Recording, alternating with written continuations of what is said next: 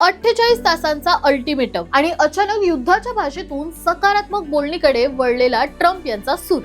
जागतिक राजकारणात सध्या वाऱ्याची दिशा बदलली आहे.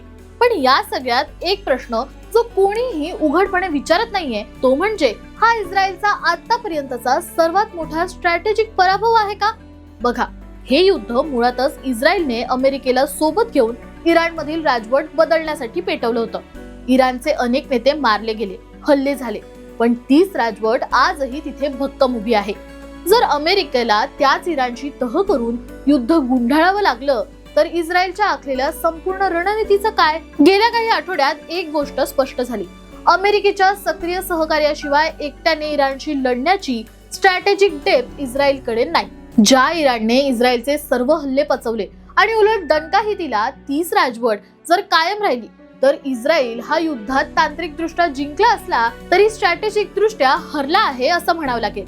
गाझामधील छोट्या टोळ्यांशी लढणं आणि हजारो वर्षांचा इतिहास असलेल्या इराण सारख्या राष्ट्राशी भिडणं यातला फरक आता इस्रायलला कळून चुकलाय. जखमी असला तरी इराण आपल्या जुन्याच राजवटीसह टिकून राहिला तर हा इस्रायलसाठी दीर्घकालीन मोठा फटका ठरेल. तुम्हाला काय वाटतं?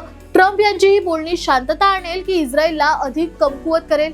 कमेंट्स मध्ये सांगा आणि अशाच अपडेटसाठी सबस्क्राईब करा जबरी खबरी.